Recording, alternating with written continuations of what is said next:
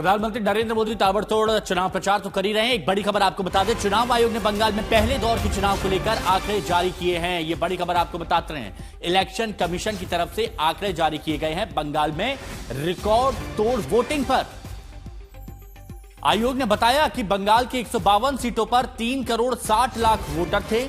इनमें 3 करोड़ 34 लाख 4 हजार मतदाताओं ने मतदान किया, यानी वोटिंग का जो प्रतिशत है वो 92.88% रहा, करीब 93%।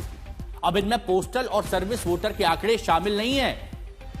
तो रिकॉर्ड तोड़ वोटिंग हुई है, रिकॉर्ड तोड़ मतदान हुआ। जो लंबी लंबी कतारें आप यहां पर देख रहे थे ना, कल आपने हमारे सहयोगियों की ग्राउंड रिपोर्टिंग देखी, जहां पर महिलाओं की लंबी कतार लगी है, पुरुषों की लंबी कतार लगी है। उसी का नतीजा है कि 152 सीटों पर 3 करोड़ 60 लाख मतदाता जो वोटर थे, उनमें से ज्यादातर ने मतदान किया। हिमांशु मिश्रा हमारे सहयोगी हमारे साथ जुड़े हुए हैं। हिमांशु, पहले दौर के मतदान में जब रिकॉर्ड तोड़ मतदान होता है 92.88 करीबन 93%, तो ये उम्मीद की जा रही है कि दूसरे दौर में भी बम्पर वोटिंग होगी।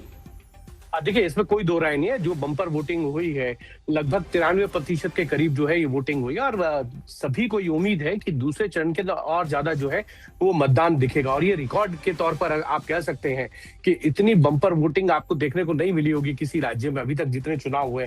लेकिन एक चीज जरूर है, SIR के अंदर जो है लगभग 91 लाख वोटर्स के नाम काटे गए, जिनमें कई डेड वोटर थे, डुप्लीकेट वोटर्स थे, या वो माइग्रेंट थे।